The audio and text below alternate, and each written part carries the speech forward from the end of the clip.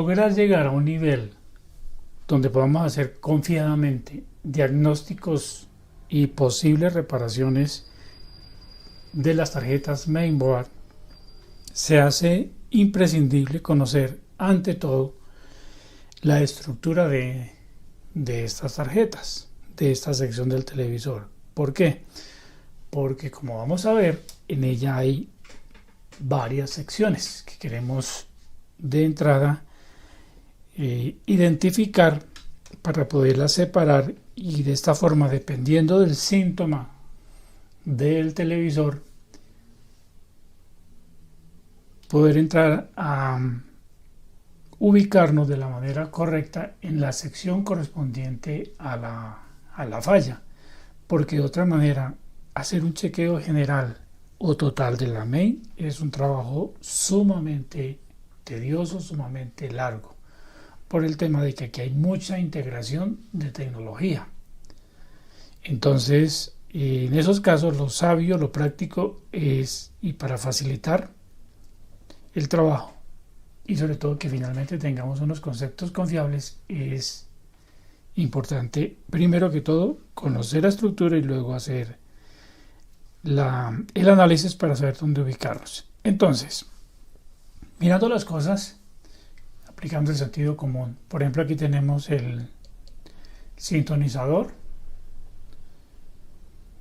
tenemos unas entradas RCA de video normal, video compuesto, tenemos una entrada VGA para una computadora, y por este lado derecho vamos a encontrar lo que son los puertos USB y los puertos HDMI.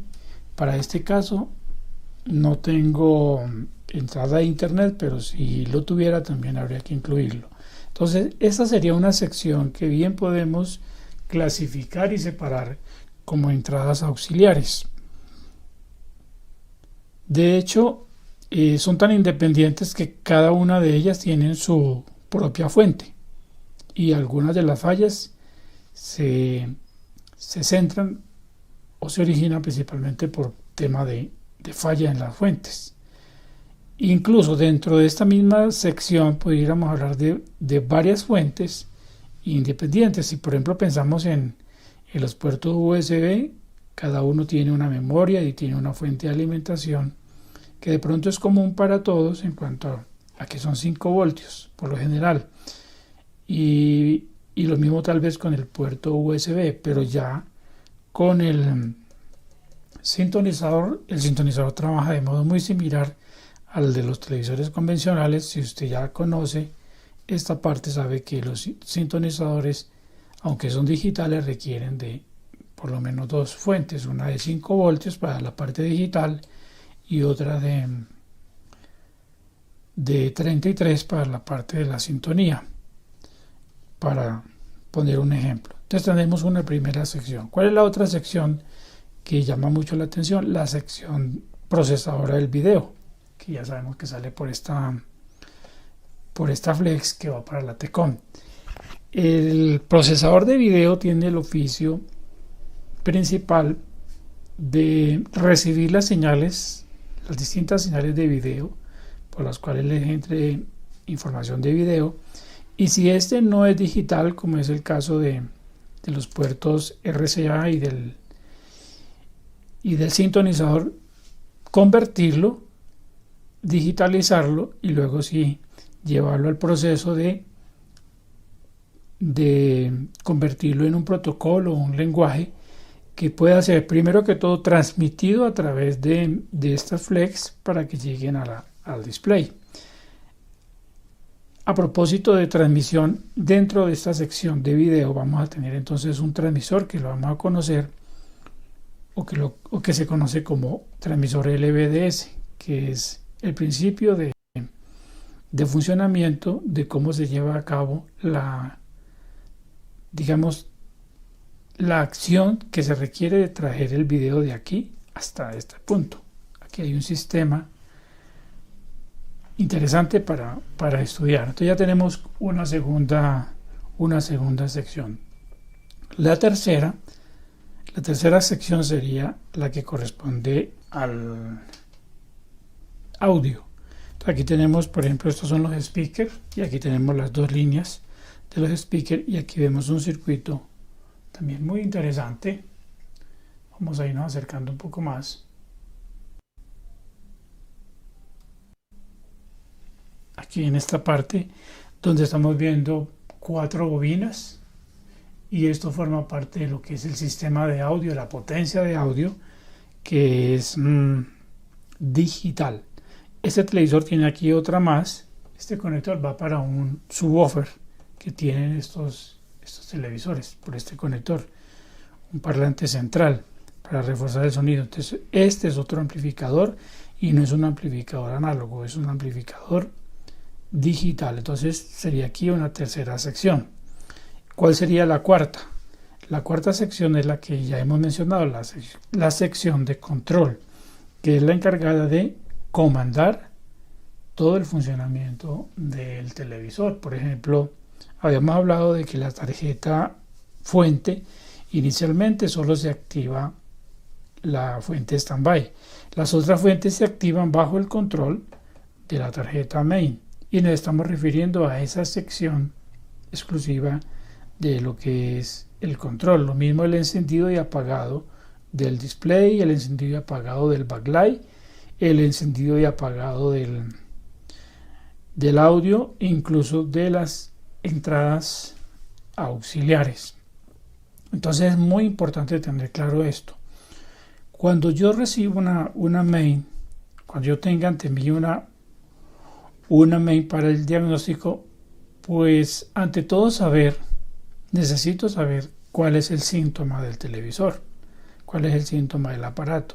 Si tengo problemas de audio solamente, ya sé que me debo ubicar en esa sección.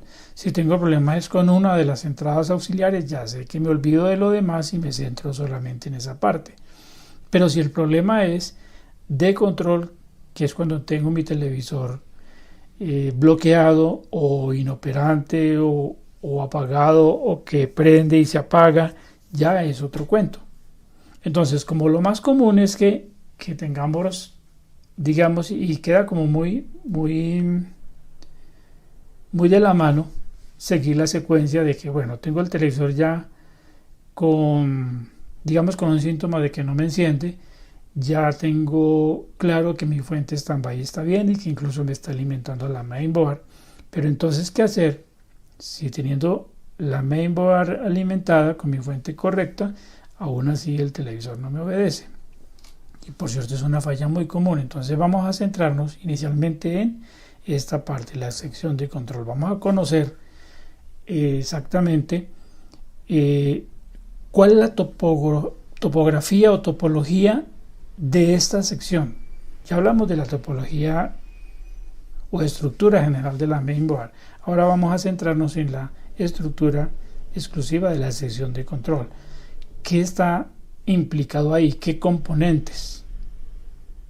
¿Cuáles son los procedimientos para yo empezar a hacer los primeros tests, los primeros chequeos?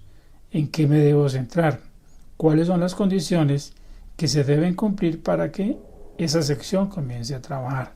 Lógicamente, la primera es la de los 5 voltios o los 3.3 o los 12 voltios, dependiendo de la edad de la main. Pero hay una pregunta que surge aquí.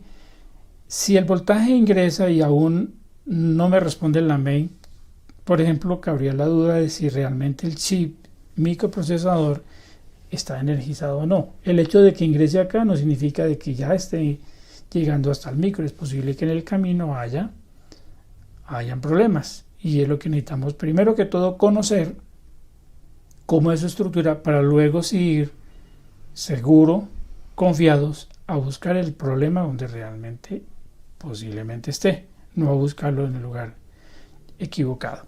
Bien, tengo acá otras tarjetas para finalizar esta parte. Dado que hay tanta variedad de diseños,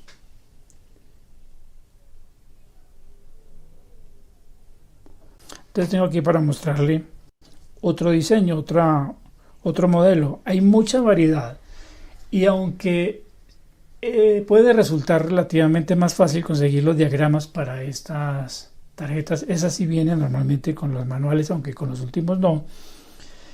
Pues hay mucha cosa que podemos hacer sin necesidad del diagrama, meramente con el conocimiento de la estructura y la ayuda de algunos datasheets. Hagamos aquí un repaso. Tenemos aquí el sintonizador, todas las entradas auxiliares para la etapa, digamos, de entradas auxiliares. Tenemos aquí la etapa de audio. Aquí se alcanza a ver las nomenclaturas R-, R+, L-, L-max, que me está indicando que aquí está el amplificador. Esta es la salida para los parlantes. Tenemos aquí el conector para el teclado.